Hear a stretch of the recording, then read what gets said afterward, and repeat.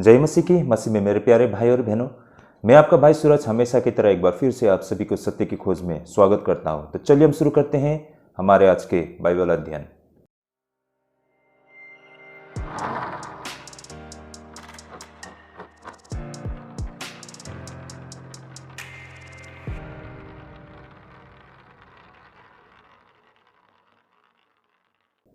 तो एक बार फिर से आप सभी को स्वागत है सत्य की खोज में भाई और बहनों। आज का जो हमारा बाइबल अध्ययन करने का रहेगा वो रोमियो की पत्री 1 अध्याय 16 और 17 पद से रहेगा। मात्र 2 पद इस पर आज हम अध्ययन करेंगे भाई और बहनों।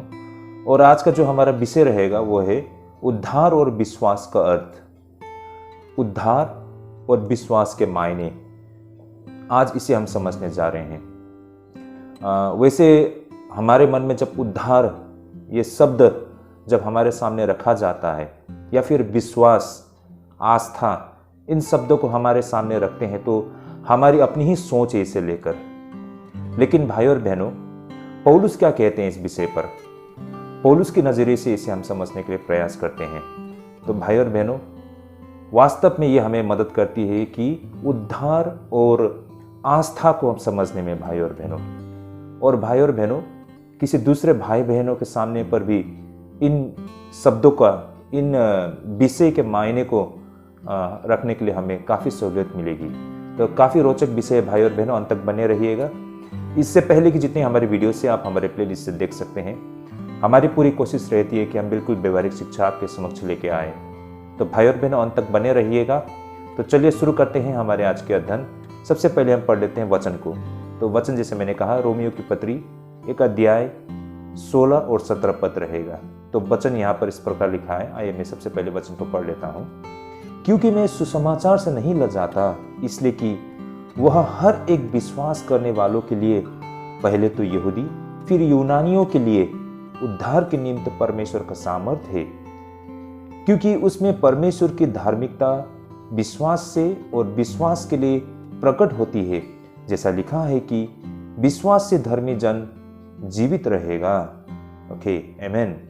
प्रभु को धन्यवाद हो। तो भाई और बहनों, इन वचनों को जब हम पढ़ते हैं तो कई सारे ऐसे समझ यहाँ से हमें समझने की अवसर मिलती है। जैसे कि सबसे पहले तो यहाँ पर हमें यह दिखाई देता है कि प्रेरित पौलुस सुसमाचार को लेकर वो लज्जित नहीं है, वो गर्व करते हैं। जैसा हम कह सकते हैं, good news of which to be proud. इस विषय को पौलुस यहाँ कहना चाहते हैं। भाई और बहनों, साथ ही साथ हमें यहाँ पर उद्धार और विश्वास के विषय में भी बताया गया है। तो भाई और बहनों, उस सुसमाचार के लिए हमें गर्व करना चाहिए। वो कौन सा सुसमाचार है, वो क्यों उसको लेकर आज हमें गर्व करना चाहिए? भाई और बहनों, वैसे बहुत सारे लोग, विशेष करके हमारे भारत, नेपाल और ऐसे जो देश है, यहाँ पर लोग हम पर एक इल्ज़ाम लगाते हैं और कहते हैं कि आप लोग ईसाई इसलिए बने हो क्योंकि आप लोगों को रुपया पैसा दिया गया है।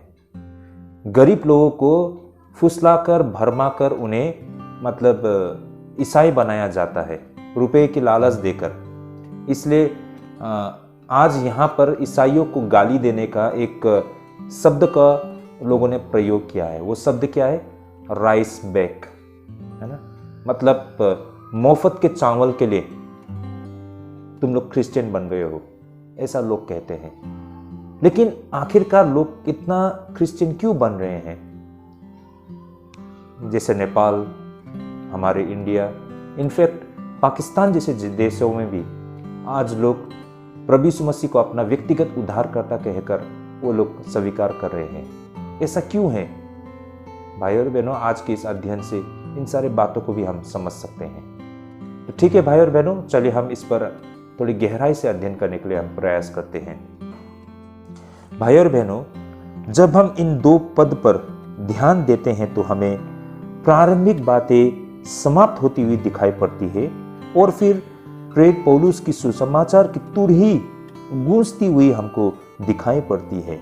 इससे पहले प्रेरित पौलुस लोगों के साथ संपर्क बना रहा था जिन्हें वो यह लिख रहे थे। वह उनका ध्यान आकर्षित कर रहा था। तो भाई और बहनों, कहने का तात्पर्य, इससे पहले प्रेरित पौलुस रोम के मंडली को ये जो पत्री लिख रहे थे, यहां पर वो अपने आप को परिचय दे रहे थे, लेकिन अब यहां पर वो तुरही बच चुका है। कहने का तात्पर्य, वो अपने मूल विषय में आ गए हैं। और यहीं से अब हमको इस पत्री के मूल विषय को शुरुआत होते हुए हमको दिखाई पड़ते हैं। इससे पहले वो इंट्रोडक्शन पार्ट मात्र था भाई और बहनों।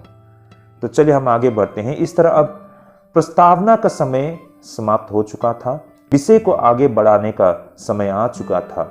वास्तव में देखा जाए तो ये केवल 2 पद मात्र है, लेकिन इसे अध्ययन करना काफी समय लगता है भाई और बहनों, क्योंकि प्रेरित पौलुस यह कहकर शुरुआत करते हैं कि उसे सुसमाचार पर गर्व है, जिसका प्रचार करना उसका विशेष अधिकार या फिर सौभाग्य है। भाई और बहनों, प्रेरित पौलुस का इस कथन की पृष्ठभूमि के विषय में सोचना हमें काफी आश्चर्यजनक लगे, क्योंकि इससे पहले प्रेरित पौलुस को फिलिपी में कैद किया गया था, थिस्सलुनीकियों से उसे भगाया गया था, विरिया से तस्करी कर उसे निकाला गया था। साथ ही प्रेरित पौलुस को एथेंस में उसकी लोगों को द्वारा हंसी उड़ाई गई थी, और फिर कोरिन्थ में उसके संदेश यूनानियों के द्वारा मूर्खता और यहूदियों के लिए ठोकर का कारण बना था। तो कहने का तात्पर्य, इससे पहले प्रेरित पौलुस को कई जगह पर उसे नकारा गया था, और अब इसी पृष्ठभूमि में प्रेरित पौलुस ने यह घोषणा की थी कि उसे सुसमाचार पर गर्व है। भाई और बहनों, यह बिल्कुल स्वाभाविक है, और प्रेरित पौलुस ने ये जो बातें यहाँ पर कही है, ये आप और हमारे लिए भी एक प्रेरणा बनती है भाई और बहनों। देखिए भाई और बहनों, जब सत्य को लेकर हम लोगों के समक्ष जाते हैं तो लोग इतनी आसानी से सत्य को स्वीकार करने के लिए तैयार नहीं होते हैं। वे अवश्य ही विरोध करते हैं। लोग इसे बाधा देने के लिए कोशिश करते हैं। भाई और बहनों, बहुत थोड़े लोग होते हैं जो सत्य से प्रेम करते हैं। तो लोग मजाक उड़ाते हैं, लोग आप पर हमला करते हैं, लेकिन भाई और बहनों, इससे हमें पीछे हटने का कारण नहीं बनना चाहिए। भाई और बहनों, इसमें हमें शर्मिंदगी नहीं होनी चाहिए। जैसे प्रेरित पौलुस कहते हैं कि क्योंकि मैं सुसमाचार से नहीं लजाता। भाई और बहनों, अगर हम वास्तव में हम खुद भी सत्य को समझते हैं तो यह सुसमाचार हमारे लिए एक बहुत ही गर्व का कारण बनता है। और ऐसा क्यों है भाई और बहनों? आइए हम प्रेरित पौलुस के इन वचनों के माध्यम से समझने के लिए प्रयास करते हैं। भाई और बहनों, इस सुसमाचार में कुछ ऐसा था जिससे प्रेरित पौलुस को उन सभी चीजों पर विजय दिलाती है जो मनुष्य उसके साथ किया करते थे। भाई और बहनों, जैसे कि हमने देखा है कि प्रेरित पौलुस को लोगों के द्वारा नकारा गया था, लोगों ने उसका मजाक उड़ाया था, लेकिन यह सुसमाचार में ऐसी शक्ति है जो इन सारे लोगों पर विजय दिलाती है। प्रेरित पौलुस ने भी इन सारी चीज़ों को अनुभव किया था। यही कारण वो ये बातों को अपने अनुभव के आधार पर कहते हैं कि क्योंकि मैं सुसमाचार से नहीं लजाता। इस पूरे पैसेज में हमें प्रेरित पौलुस की विचार और विश्वास के 3 आधार स्तंभ को हमें दिखाई पड़ती है, जिसे हम अब अध्ययन करने जा रहे हैं। सबसे पहले है उद्धार की अवधारणा। उस जमाने में उद्धार ही वो चीज थी जिसकी मनुष्य खोज कर रहे थे। यह वास्तव में वह उद्धार, वो शक्ति और वह छुटकारा था जिसे ईसाई धर्म लोगों को पेशकश कर रहे थे। मेरा कहने का तात्पर्य भाई और बहनों, उस जमाने में लोग सत्य की तलाश में थे, लोग उद्धार की तलाश में थे, लोग मुक्ति की तलाश में थे, और प्रभु यीशु मसीह के सुसमाचार उन लोगों के ये प्रश्न के उत्तर लेके आया था। प्रभु यीशु मसीह का सुसमाचार उन लोगों के लिए उद्धार का मार्ग बना था। भाई और बहनों, हम देखते हैं कि ये ईसाई उद्धार क्या थे। आइए हम इसे समझने के लिए कोशिश करते हैं, है ना। भाई और बहनों, उस जमाने में जो लोग उद्धार की तलाश में थे, उनके लिए सुसमाचार के क्या मायने बनते हैं, इसे हम समझने के लिए प्रयास करते हैं।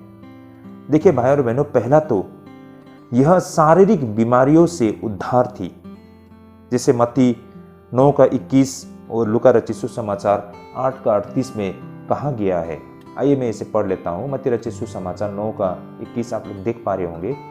क्योंकि वह अपने मन में कहती थी कि यदि मैं उसके वस्त्र ही को छू लूंगी तो चंगी हो जाऊंगी। आप सभी को याद होगा वो महिला जो काफी समय से बीमार थी, और जब उसने यीशु मसीह को अपने आगे से गुजरते हुए देखा, उस भीड़ को देखा, तो उसके मन में यह ख्याल आया कि अगर मैं उसके वस्त्र को ही छू लूंगी तो मैं ठीक हो जाऊंगी।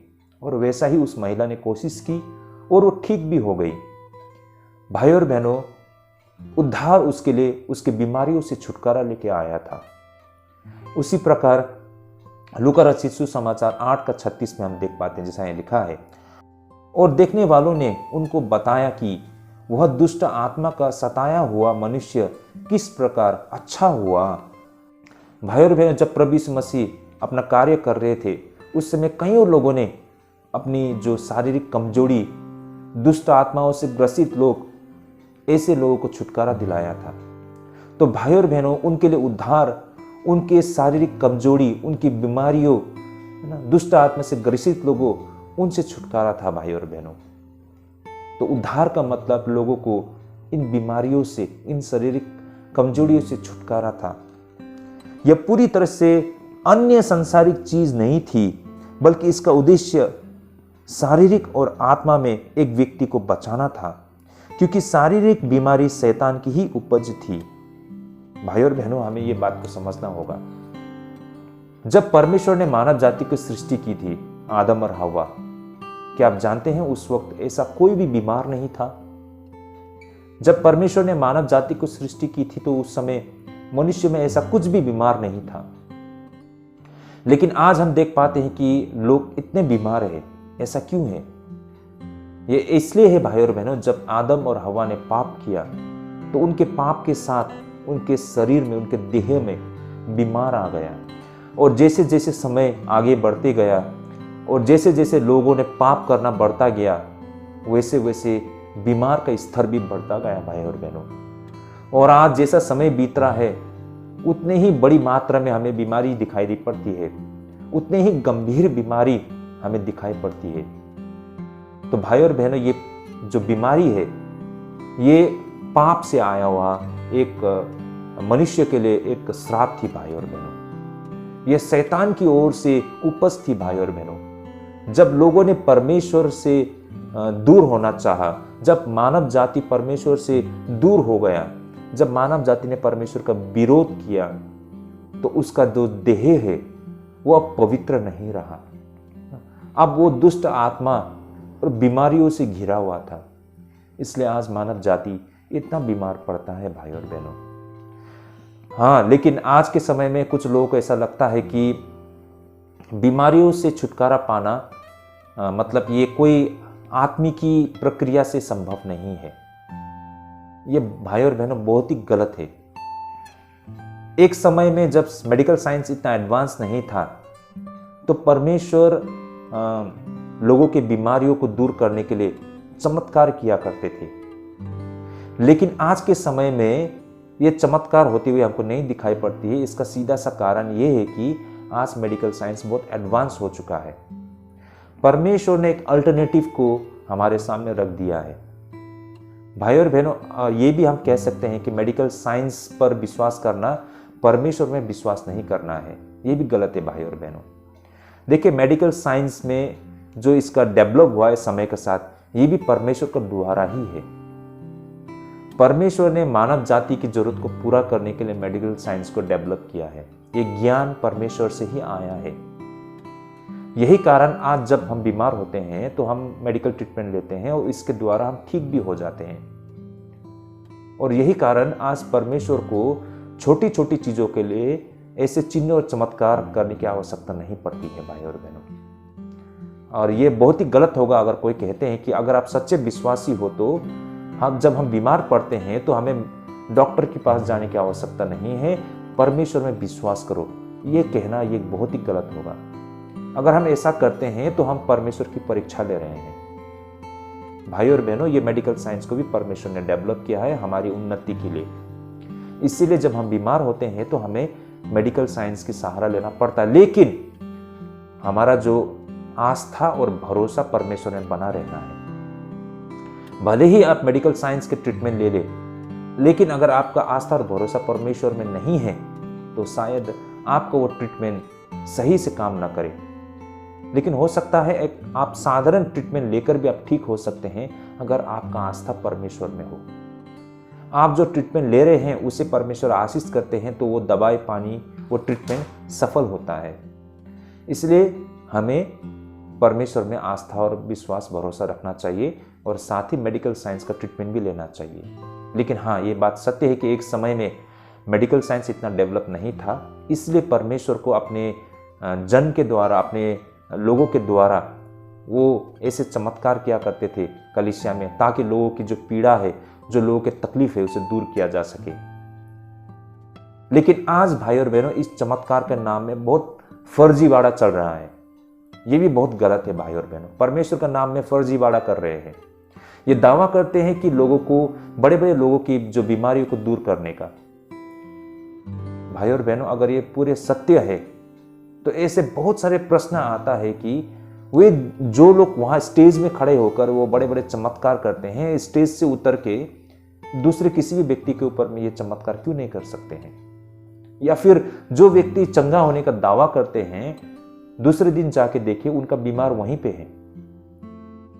ज्यादातर लोग जो स्टेज में ये दावा करते हैं कि उसका बीमार ठीक हो गया है, उसमें से ज्यादातर लोग आप दूसरे दिन तीसरे दिन जाके उनसे मिले, उनका बीमार जैसा था वैसा ही है। वो तो स्टेज में लोगों की मतलब उत्साह के कारण है ना, लोगों के दबाव के कारण शायद उसे ये लगे कि मतलब वो ठीक हो गए हैं। ये स्वाभाविक है भाई और बहनों। लेकिन मैं ये भी नहीं कहता हूं कि आज के डेट में चमत्कार नहीं होती है, ऐसा मैं बिल्कुल नहीं कहता हूं। आज के डेट में भी चमत्कार होती है, लेकिन ऐसे बहुत कम है भाई और बहनों जिनके द्वारा परमेश्वर चमत्कार करते हैं। तो हम में ये समझ होनी चाहिए कि वास्तव में वो व्यक्ति परमेश्वर की ओर से है या नहीं है। ये फर्क करना आना चाहिए, तो हमें समझ में आ जाएगी कि कौन व्यक्ति सही मायने में परमेश्वर की ओर से ये लोगों की चंगाई कर रहे हैं ना, चमत्कार करके। तो ये बातें मैं यहाँ पर जोड़ना चाहता हूँ। तो भाई और बहनों, उस जमाने में इनफैक्ट आज भी उद्धार का मतलब है शारीरिक पीड़ा से छुटकारा। तो ये एक सबसे बड़ी बात मैं आपके सामने रखना चाहता हूँ। उद्धार को लेकर दूसरा विषय खतरों से मुक्ति था भाई और बहनों। जैसे कि मत्ती रचित सुसमाचार 8 का 25 और 14 का 30 में हम देख पाते हैं। जैसा यहाँ लिखा है, तब उन्होंने पास आकर उसे जगाया और कहा, हे प्रभु हमें बचा, हम नाश हुए जाते हैं। उसी तरह मत्ती रचित सुसमाचार 14 का 30 में यहाँ पर इस प्रकार लिखा है, पर हवा को देखकर डर गया और जब डूबने लगा तो चिल्लाकर कहा, हे प्रभु मुझे बचा। तो ये घटना आप सभी को याद हो, प्रभु यीशु मसीह के चेले जब प्रभु यीशु मसीह के साथ नाव में सफर कर रहे थे, उसी समय तूफान आती है और वे डर जाते हैं, तो वो यीशु मसीह के समक्ष आते हैं, है ना। तो यीशु मसीह उस तूफान को शांत कर देते हैं और उनका डर खत्म हो जाता है ना। तो कहने का तात्पर्य, उद्धार का मतलब है आपकी डर से मुक्ति। ऐसा नहीं था कि इसने एक व्यक्ति को खतरों से मुक्त जीवन दे दिया है, बल्कि उसे आत्मा की सुरक्षा मिली। भाई और बहनों, आज कौन डरते हैं? कौन ऐसे विश्वासी है जो डरते हैं, जिन्होंने सही मायने में उद्धार के मतलब को नहीं समझा है? अगर भाई और बहनों आपने सही मायने में यीशु मसीह के उद्धार का अनुभव किया हो, तो आप किसी भी चीज से नहीं डरते हैं, क्योंकि आपको यह विश्वास है कि जीना मरना परमेश्वर के हाथों में है। हमारा जो नियति है वो परमेश्वर तय करता है। परमेश्वर के हाथ में सब कुछ है। वो परमेश्वर में भरोसा रखता है। उसके नजरों के सामने जो कुछ है उसे देखकर वो सच्चाई नहीं मान लेते हैं और डरते नहीं हैं, क्योंकि उसका विश्वास परमेश्वर पे है भाई और बहनों। तो सही मायने में जो उद्धार पा चुके लोग होते हैं, वो अपनी डर से उन्होंने मुक्ति को प्राप्त कर लिया होता है। वो नहीं डरते हैं कि कल क्या होगा, उसके साथ क्या होगा। वो परमेश्वर पर विश्वास करते हैं। आगे मैं ये भी कहना चाहूंगा कि उद्धार का जो मायने होती है वो यह है कि जीवन के दुष्ट संक्रमण से मुक्ति। जैसे कि एक कुटिल और विकृत पीढ़ी से एक व्यक्ति को बचाया जाना। प्रेरित काम 2:40 में ऐसा लिखा है यहाँ पर, उसने बहुत और बातों में भी गवाही दे देकर समझाया कि अपने आप को इस टेढ़ी जाति से बचाओ, इस टेढ़ी जाति से बचाओ। इस पीढ़ी के बुरे लोगों से अपने आप को अलग करो। इस तरह जिस व्यक्ति के पास मसीह के उद्धार है, उसके पास एक प्रकार की दिव्य एंटीसेप्टिक है जो उसे दुनिया की बुराई से या फिर दुनिया की बुराई के संक्रमण से उसे बचाती है। एंटीसेप्टिक है ना, ये एक प्रकार का डिवाइन एंटीसेप्टिक है, दिव्य एंटीसेप्टिक। एंटीसेप्टिक क्रीम आप लोगों को पता होगा ना, ऐसे बहुत सारे लोशंस होते हैं, क्रीम होते हैं, है ना, जैसे कि बोरोलिन, बोरोप्लस जो एंटीसेप्टिक क्रीम होते हैं, जब कटने पर, छिलने पर, जलने पर हम अपने ऊपर लगाते हैं ना, इससे क्या होता है कि घाव नहीं फैलता है, वो नहीं सड़ता है और वो सूख जाता है और ठीक हो जाता है। तो ये एंटीसेप्टिक क्रीम हम इसे जब जलने, कटने, छिलने पर हम इसका प्रयोग करते हैं। ये हमारे त्वचा को मतलब बचाने के लिए होते हैं। तो उसी तरह भाइयों और बहनों, उद्धार का जो मायने होते हैं वो है एंटीसेप्टिक क्रीम, एक दिव्य एंटीसेप्टिक जो हमें इस संसार की बुराई से हमें बचा के रखता है। देखिए, संसार के चारों ओर हमें बुराई, मतलब बुराई ही बुराई दिखाई पड़ते हैं ना। आज दुनिया के हर कोने में, हर समाज में, हर देश में, हर जाति, हर मोहल्ले में हमको बुराई होते हुए हमको दिखाई पड़ते हैं। हम डरते हैं हमारे बच्चों से कि कहीं कुछ उस पर भी इसका प्रभाव ना पड़ जाए। हम डरते हैं हमारे गांव समाज में इसका प्रभाव ना पड़े, लेकिन भी इसका प्रभाव कहीं ना कहीं पड़ जाते हैं, है ना, किसी न किसी तरीके से। लेकिन जो सच्चे परमेश्वर के विश्वासी जन होते हैं, जिन्होंने उद्धार को पाया है, वो प्रभु यीशु मसीह में सुरक्षित है। प्रभु यीशु मसीह को उद्धार उसके लिए एक एंटीसेप्टिक क्रीम का काम करता है। ये संक्रमित जो बुराई है ना, जो संक्रमित करने वाली ये दुष्टता है, इससे प्रभु का उद्धार उसे प्रोटेक्शन देती है। इस तरह भाई और बहनों, उद्धार का मतलब होता है बीमारियों से छुटकारा। उद्धार का मतलब होता है डर से छुटकारा। उद्धार का मतलब होता है ये दुष्ट पीढ़ी से सुरक्षा। तो उद्धार से हम बहुत कुछ समझ सकते हैं। आज हम कहते हैं कि हमने उद्धार को पाया है। तो उद्धार का मतलब क्या है? लोग कहते हैं कि आप ईसाई क्यों बन गए हैं, आप क्यों क्रिश्चियन बन गए हैं। हम कहते हैं कि यीशु मसीह ने हमें उद्धार दिया है। तो किस चीज से आपको उद्धार दिया है? तो हमको ये कहना होता है कि हमारी बीमारियों से हमें उद्धार मिली है, हमारी डर से हमें मुक्ति मिली है, ये दुष्ट समाज, ये दुष्ट पीढ़ी से हमें उद्धार मिली है। ऐसे कई सारे हैं जो आगे मैं आपसे भी चर्चा करना चाहूंगा। उसी तरह भाई और बहनों, उद्धार का मतलब है खोए हुए लोगों की उद्धार और बचाने के लिए मसीह इस जगत में आए थे। मत्ती रचित सुसमाचार 18:11 और लूका रचित सुसमाचार 19:10 में ऐसा कहा गया है। आइए मैं इसे पढ़ लेता हूं इन वचनों के माध्यम से। देखो, तुम इन छोटे में से किसी को तुच्छ न जानना, क्योंकि मैं तुमसे कहता हूं कि स्वर्ग में उनके दूत मेरे स्वर्गीय पिता का मुंह सदा देखते हैं। आगे लूका रचित सुसमाचार 19:10 में कहा गया है, क्योंकि मनुष्य का पुत्र खोए हुए को ढूंढने और उनका उद्धार करने आया है। तो भाई और बहनों, इन वचनों से ये साफ साफ एक हमें समझ प्राप्त होती है कि हर वो खोया हुआ व्यक्ति वो व्यक्ति है जो गलत राहों पर होती है और जो उसे मौत की ओर ले जाती है। यही कारण मात्र मसीह द्वारा बचाया गया व्यक्ति ही सही राह पर होती है। तो भाई और बहनों, दुनिया में ऐसे बहुत सारे लोग हैं, है ना, जो आज मतलब इस दुनिया के पाप के भंवर में खोया हुआ है ना। ऐसे बहुत सारे लोग हैं जो अंधकार में हैं।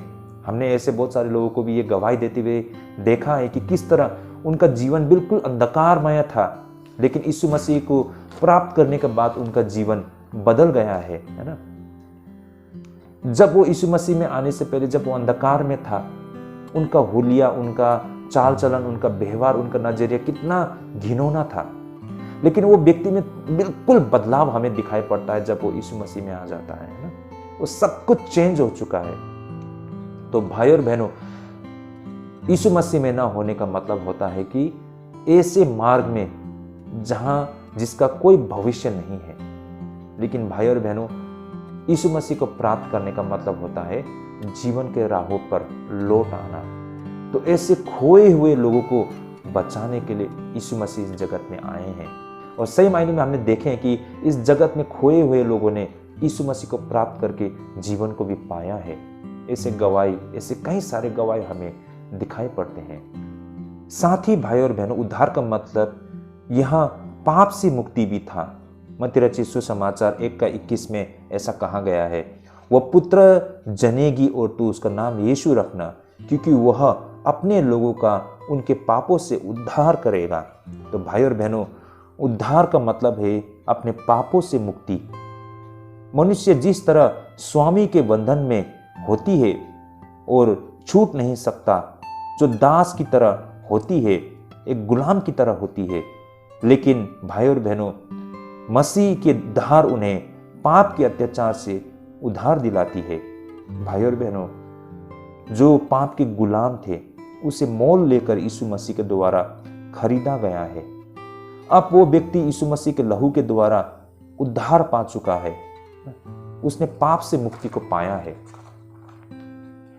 हम मनुष्य हर दिन पाप करते हैं क्योंकि हमारे अंदर भ्रष्ट स्वभाव है ना, करप्ट नेचर हमारे अंदर है ना। हम करप्शन करते हैं, हम व्यभिचार करते हैं, लालच करते हैं, हिंसा करते हैं, झूठ बोलते हैं, है ना, ठगते हैं लोगों को। मतलब ऐसे कई सारे हमारे अंदर भ्रष्ट स्वभाव है, पाप का स्वभाव है। इस पाप के स्वभाव से हमें छुटकारा यीशु मसीह के उद्धार के द्वारा ही हमें प्राप्त होती है। हमने जो गुनाह किए हैं, हमने जो पाप किया है, उसका छुटकारा यीशु मसीह के उद्धार के द्वारा ही संभव है। भाई और बहनों, तो उद्धार हमें हमारे पापों से हमें मुक्ति दिलाती है। तो उसी तरह उद्धार यह परमेश्वर के क्रोध से भी हमें मुक्ति दिलाती है। रोमियो 5:9 में ऐसा लिखा गया है, सो जबकि हम अब उसके लहू के कारण धर्मी ठहरे तो उसके द्वारा क्रोध से क्यों न बचेंगे। अंततः भाई और बहनों, प्रभु यीशु मसीह हताश और निराश दुनिया को उद्धार की पेशकश करने के लिए आया था, जो एक व्यक्ति को समय और अनंत काल तक सुरक्षित रखेगा। भाई और बहनों, तो भाई और बहनों, परमेश्वर का क्रोध जो मनुष्य जाति पर था ना, मनुष्य जाति ने पाप किया था और उसका दंड उसे अवश्य मिलना था, लेकिन प्रभु यीशु मसीह ने हम मानव जाति को अवसर दिया है। वो अवसर उद्धार हमारे लिए लेके आया है। जैसा कि यहाँ वचन में लिखा गया है कि उसके लहू के कारण धर्मी ठहरे तो उसके द्वारा क्रोध से क्यों न बचेंगे। तो भाई और बहनों, वो उद्धार पाए हुए लोग परमेश्वर के क्रोध से बच निकलने में सफल होते हैं। तो इस प्रकार भाई और बहनों, जब हम उद्धार कहते हैं तो उद्धार के मायने क्या है। हम गवाही देते हैं कि हमने यीशु मसीह के उस महान बलिदान के द्वारा उद्धार को प्राप्त किया है। तो वो उद्धार हमें क्या लेके आती है हमारे जीवन में। उद्धार हमें शारीरिक बीमारियों से छुटकारा दिलाती है। उद्धार हमें उस खतरे से हमें मुक्ति दिलाती है, उस डर से हमें मुक्ति दिलाती है। उद्धार हमें उस संक्रमित संसार से ना, उस संक्रमित पीढ़ी से हमें सुरक्षित रखती है। भाई और बहनों, और भाई और बहनों, उद्धार खोए हुए लोगों को बचाने के लिए, उन्हें उद्धार कराने के लिए, उसे अंधकार से बचाने के लिए, उसके लिए जीवन लेके आया है। और साथ ही उद्धार लोगों को पाप से मुक्ति भी दिलाती है, जो सबसे मुख्य विषय है। भाई और बहनों, इस तरह परमेश्वर का क्रोध से बचने का एक उद्धार सबसे बड़ा जरिया भी बनता है।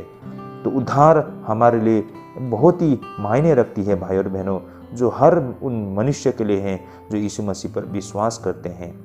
अब आगे भाई और बहनों, दूसरा अवधारणा जो आज हमारे इस अध्ययन से हमें समझ में आती है, वो है आस्था या विश्वास, है ना, जो कि प्रेरित पौलुस के विचारों में यह एक समृद्ध शब्द थी। आस्था यानी कि विश्वास, इसका सरलतम अर्थ होती है वफादारी, है ना भाई और बहनों, अंत तक वफादार रहना। हम कहते हैं ना कि प्रभु यीशु मसीह के प्रति अंत तक वफादार रहना। जब हम विश्वास कहते हैं ना, जब हमारा प्रभु में आस्था है, तो ये आस्था का मतलब है कि परमेश्वर के प्रति अंत तक वफादार रहना। हम कहते तो हैं मुंह से कि हम विश्वास करते हैं, लेकिन हम परमेश्वर में हमारा वो भरोसा नहीं है, तो फिर हम कैसे कह सकते हैं कि हम प्रभु यीशु मसीह में विश्वास करते हैं? भाई और बहनों, आप सच में अगर प्रभु में विश्वास करते हैं तो आप उसके प्रति वफादार रहते हैं, चाहे आपको इसके लिए कितनी बड़ी कीमत दिन अदा क्यों ना करना पड़े, है ना। आप परमेश्वर के प्रति वफादार रहेंगे। लेकिन आप कीमत अदा करना नहीं चाहते हो, मसीह के लिए दुख उठाना नहीं चाहते हो, बलिदान देना नहीं चाहते हो, तो आप कैसे कह सकते हो कि आप प्रभु में विश्वास करते हो? विश्वास के मतलब है कि प्रभु के लिए बलिदान देना, उसके लिए कष्ट उठाना, है ना, कीमत अदा करना, यही है सही मायने में परमेश्वर पर विश्वास करना। तो भाई और बहनों, यही कारण हम कहते हैं कि यहाँ पर विश्वास का एकदम सरल अर्थ होता है वफादारी, अंत तक परमेश्वर के प्रति वफादार।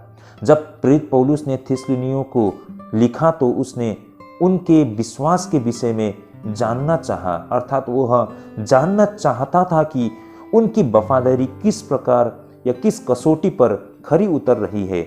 विश्वास स्थायी निष्ठा है जो प्रभु यीशु मसीह के वास्तविक सैनिक की एक पहचान है। भाई और बहनों, आस्था का अर्थ है विश्वास, विश्वास ही से आस्था आती है।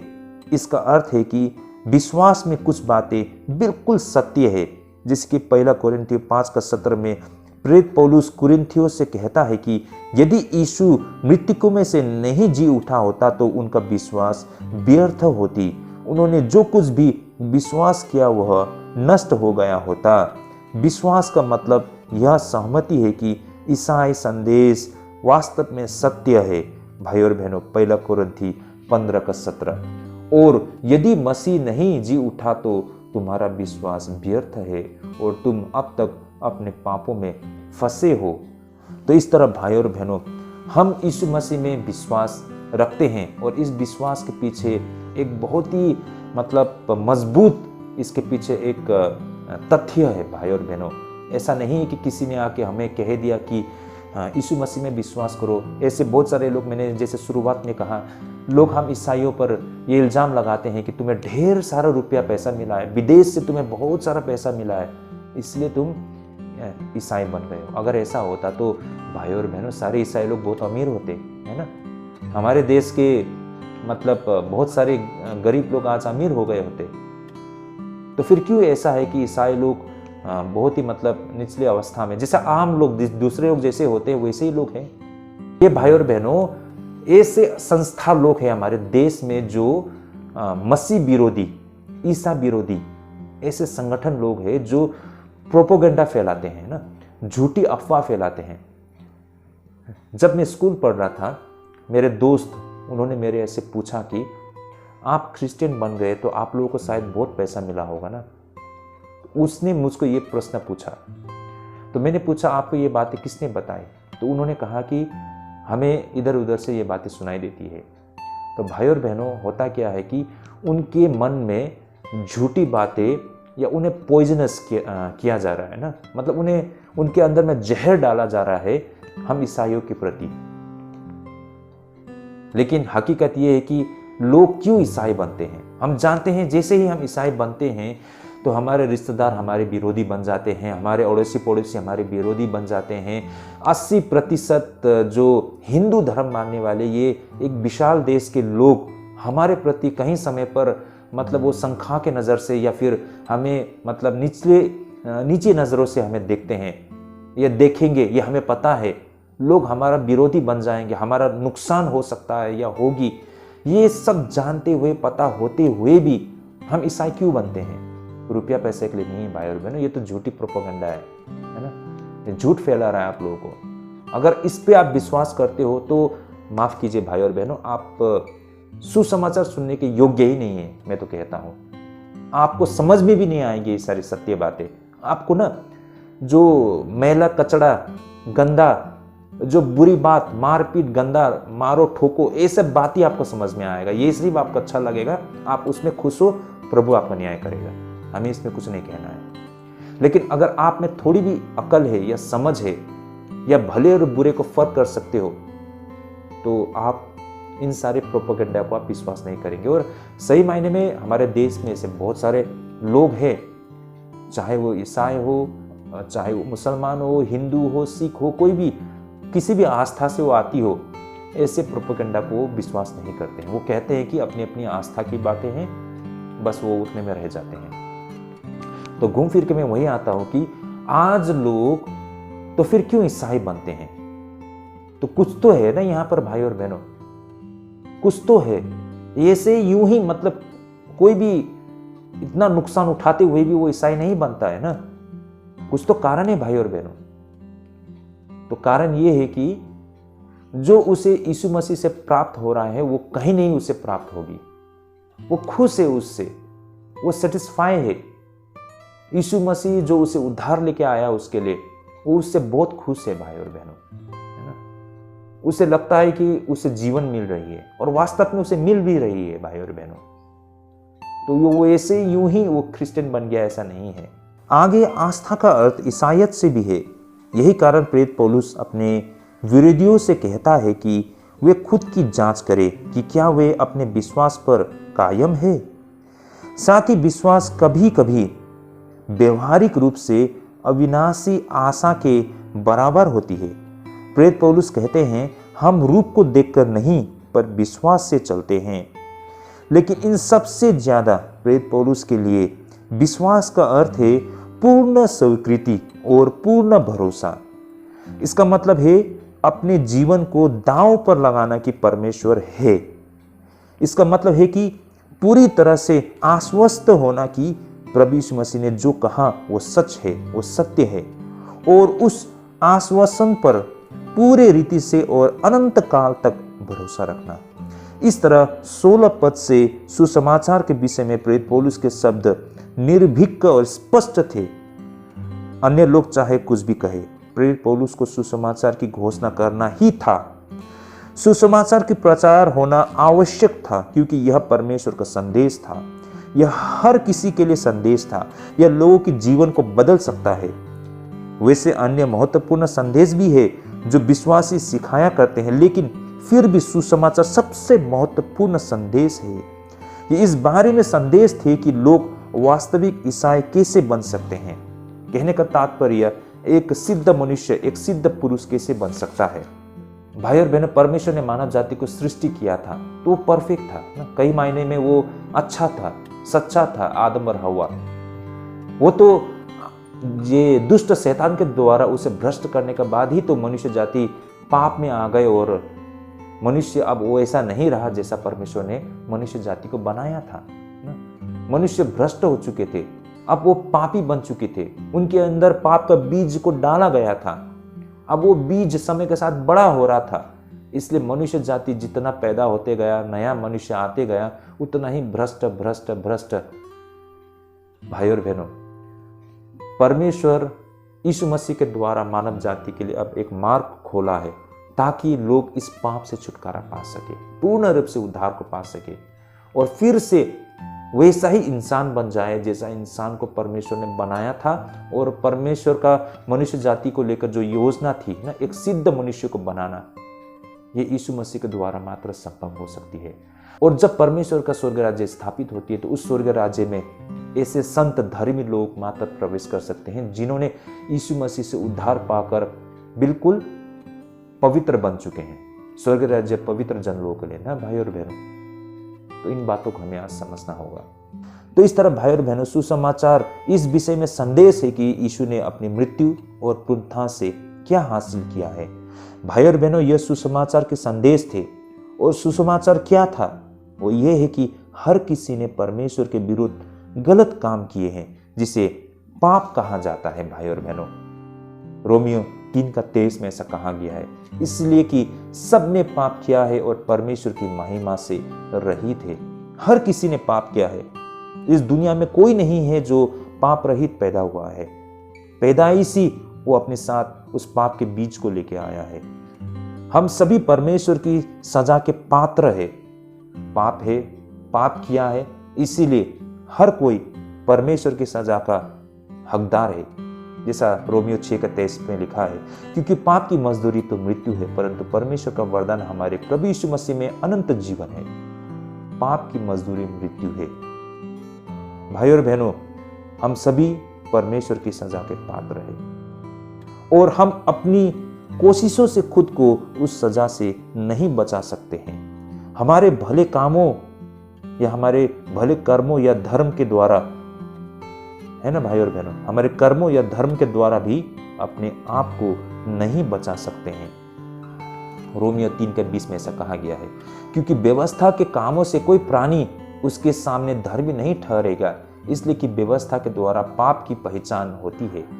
भाई और बहनों, हम धर्म कर्म करके, मतलब जो हमने पाप किया है उससे हम बच नहीं सकते हैं।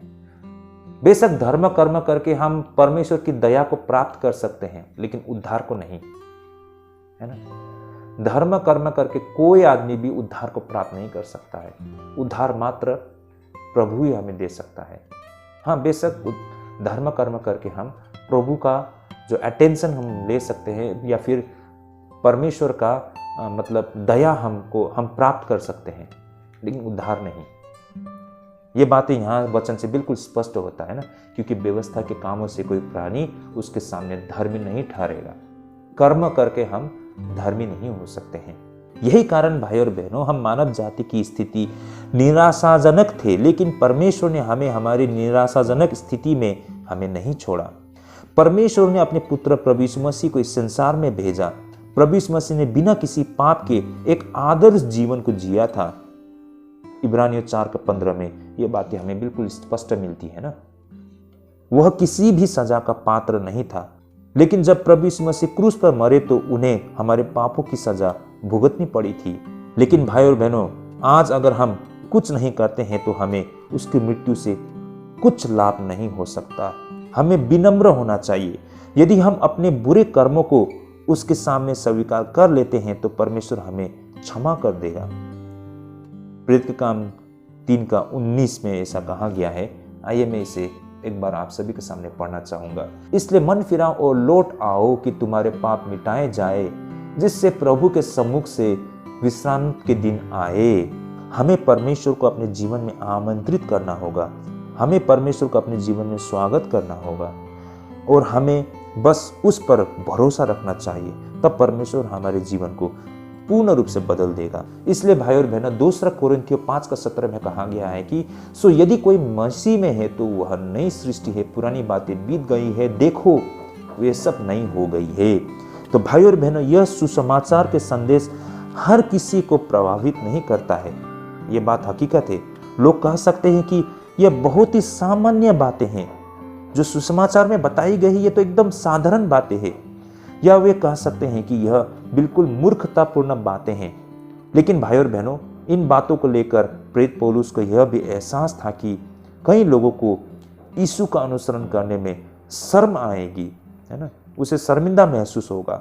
यही कारण प्रभु यीशु मसीह ने अपने चेलों से कहा था कि उसके प्रति वफादार बने रहने में उन्हें कठिनाई होगी।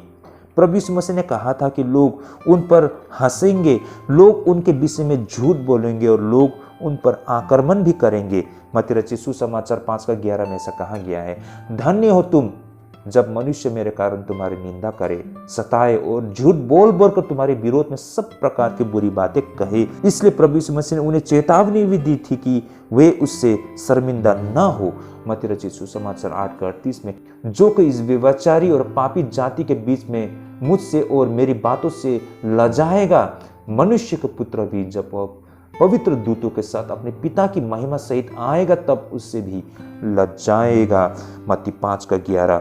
तो इस प्रकार प्रभु यीशु मसीह ने बहुत पहले ही ये बातें अपने शिष्यों को या लोगों को बता दी थी कि अगर जो कोई आज परमेश्वर को लेकर शर्मिंदा होते हैं, है ना, मसीह को इनकार करते हैं, तो एक दिन मसीह भी जब वो पूरे महिमा के साथ जब आते हैं तो प्रभु भी उनको इनकार कर देंगे, है ना। तो भाई और बहनों, ये बातें सत्य है। एक दिन ये बातें बिल्कुल सत्य होगी। ये आप पर निर्भर करता है कि आपका निर्णय क्या है ना। आप क्या चुनते हैं, आपका विश्वास आस्था कहाँ पर है।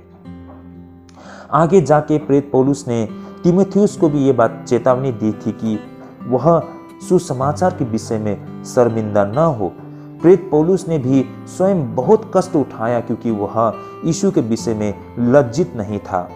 उस जमाने में कई सारे यहूदियों ने प्रभु यीशु मसीह के संदेश पर विश्वास नहीं किया था। वे इस बात पर विश्वास करने में असमर्थ थे कि परमेश्वर का मसीहा कैसे क्रूस पर मर सकता है। और फिर अन्य जातियों ने माना कि क्रूस के संदेश एक मूर्खतापूर्ण बातें हैं। पहला कोरिन्थियों 1:31 में ये सारे डिटेल यहाँ पर लिखी गई है जो आप लोग देख पाते हैं। परंतु हम तो उस क्रूस पर चढ़ाए हुए मसीह का प्रचार करते हैं जो यहूदियों के निकट ठोकर का कारण और अन्य जातियों के निकट मूर्खता है, ऐसा कहा गया है। तो यहाँ से ये सारे बातें हमें प्रमाण मिलती है कि लोगों के लिए क्रूस एक ठोकर बना था। लेकिन यह सुसमाचार गलत या मूर्खतापूर्ण नहीं था, बल्कि भाई और बहनों ये तो गर्व करने का कारण था। इसे घोषित करना प्रेरित पौलुस के लिए एक सम्मान की बातें थी। तो क्या लगता है भाई और बहनों, आपको क्या लगता है?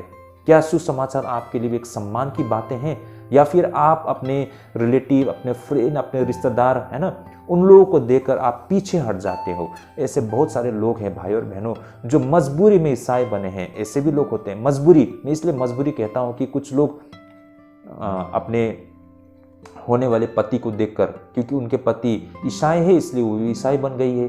कुछ लोग होते हैं कि उसके पत्नी मतलब होने वाली पत्नी ईसाई है तो अपने पत्नी के खातिर वो ईसाई तो बन गए हैं, लेकिन वो दिल से उसने यीशु मसीह को ग्रहण नहीं किया है। और आगे जाके जब उसे सामना करना पड़ता है सत्य से तो वो पीछे हट जाते हैं, है ना। बहुत सारे लोग अपने दोस्तों के बीच में ये बताना नहीं चाहते हैं कि वो ईसाई है। भाई और बहनों क्या होगा ऐसे लोगों का? ये तो परमेश्वर ही न्याय करेंगे। भाई और बहनों, परमेश्वर एक व्यक्ति को गलत जीवन शैली से बचाता है। परमेश्वर उसे सही तरीके से जीने की शक्ति देती है। जो व्यक्ति प्रभु यीशु मसीह के माध्यम से परमेश्वर का कार्य पर विश्वास करता है उसे नया जीवन भी मिलती है। यह नया जीवन पृथ्वी पर शुरू होती है और फिर यह जीवन स्वर्ग तक जारी रहता है।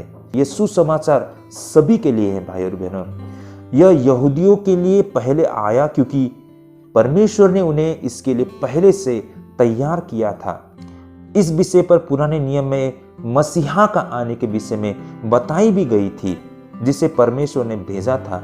यही कारण प्रेरित पौलुस ने भी आमतौर पर यहूदियों के बीच में पहले प्रचार करना शुरू किया था। हम सब ने इससे पहले अध्ययन में भी देखा है। जब यहूदियों ने सुनने से इनकार कर दिया तो वह अन्य जातियों की ओर मुड़ गया था भाई और बहनों। अब आगे को 17 पद प्रेरित पौलुस भविष्यद्वक्ता हबक्कुक के शब्दों का प्रयोग करते हैं। ऐसा हम क्यों कहते हैं भाई और बहनों? 17 पद को देखिए। आज का जो हमारा अध्ययन है रोमियो का पत्री 1 अध्याय 16 और 17 पद। 17 पद में क्या लिखा है? क्योंकि उसमें परमेश्वर की धार्मिकता विश्वास से और विश्वास के लिए प्रकट होती है। जैसा लिखा है कि विश्वास से धर्मी जन जीवित रहेगा। तो भाई और बहनों, प्रेरित पौलुस ने इन शब्दों को हबक्कुक से ली थी। भाई और बहनों, आइए हम देखते हैं हबक्कुक में क्या लिखा है। और सिर्फ ये हबक्कुक में नहीं, आगे जाके प्रेरित पौलुस ने गलातियों को भी लिखे अपने पत्र में उन्हें शब्दों और उन्हीं शब्दों का प्रयोग भी किया था। इतना ही नहीं, इब्रानियों को लेकर भी इन्हीं आयत पर जोर देती है। जैसे कि आइए हम एक एक करके देखते हैं। जैसा हबक्कुक 2:4 में, देख उसका मन फूला हुआ है, उसका मन सीधा नहीं है, परंतु धर्मी अपने विश्वास के द्वारा जीवित रहेगा। अब इन्हीं बातों को प्रेरित पौलुस गलातियों की मंडली को भी कहते हैं अपने पत्री में। पर यह बात प्रकट है कि व्यवस्था के द्वारा परमेश्वर के यहाँ कोई धर्मी नहीं ठहरता, क्योंकि धर्मी जन विश्वास से जीवित रहेगा। और इब्रानियों में भी इन आयतों को जोड़ दिया गया है। देखिए क्या लिखा है यहाँ पर, और मेरा धर्मी जन विश्वास से जीवित रहेगा, और यदि वह पीछे हट जाए तो मेरा मन उससे प्रसन्न न होगा। तो भाई और बहनों, विश्वास कितने मायने रखते हैं। ये कुछ शब्द दर्शाते हैं कि प्रेरित पौलुस अपने शेष पत्र में क्या समझाएगा। इस तरह केवल परमेश्वर के पुत्र ही विश्वास के माध्यम से ही परमेश्वर किसी व्यक्ति को धर्मी घोषित करता है। वे इस बात पर जोर दिया करते हैं कि विश्वास कितना आवश्यक है। यहाँ पर प्रेरित पौलुस का कहना था कि विश्वास पूरे जीवन से शुरू से अंत तक आवश्यक है। विश्वास के द्वारा ही एक व्यक्ति अपने पापों को क्षमा करने और उन्हें उनसे मुक्त करने के लिए परमेश्वर के वादों को स्वीकार करता है। फिर वह व्यक्ति जीवन भर परमेश्वर के वादों पर भरोसा करता है। ओके, आमेन। तो भाई और बहनों, आप लोग देख पाते हैं विश्वास के मायने को, है ना। विश्वास कितना महत्वपूर्ण है, और ये विश्वास तभी इसे विश्वास माना जाएगा जब इस विश्वास को आप मतलब व्यवहारिक तरीके से लाएंगे, है ना। विश्वास को मतलब आप अभ्यास में लाएंगे। विश्वास का मतलब है भरोसा, भरोसा का मतलब ही है अभ्यास। सिर्फ मुंह से विश्वास कहने से नहीं होता है, इसलिए शुरू से लेकर अंत तक प्रभु के प्रति वफादार रहने का मतलब है विश्वास। विश्वास के द्वारा ही हमारा आस्था आता है और हमारा जीवन व्यवहारिक बनता है ना, उसे हम अभ्यास में लाते हैं। तो भाई और बहनों, आई होप आज प्रेरित पौलुस ने रोमियो को मंडली को जो बातें कही थी उद्धार और विश्वास से संबंधित, आज हमने इसे किस तरह समझा है अपने व्यक्तिगत जीवन में, और आज हमने जो समझा है तो हमने इस पर कितना अमल किया है। और अब आगे हमको विश्वास के विषय में और उद्धार के विषय में, जब यीशु मसीह को हम अपना व्यक्तिगत उद्धारकर्ता मानते हैं तो हमें जो उद्धार हमें प्राप्त होती है इसके विषय में आप किस तरह गवाही देते हैं। तो इन बातों को आप हमेशा ख्याल रखें, इस बातों पर विचार कीजिए, तो देखिए भाई और बहनों, आपका जीवन कितना खूबसूरत हो जाएगा, है ना। आप कॉम्प्लेन करना बंद कर देते हो और जो हकीकत है उसे एक्सेप्ट करना शुरू कर देते हो। मसीह में आप आनंदित होना शुरू कर देते हो।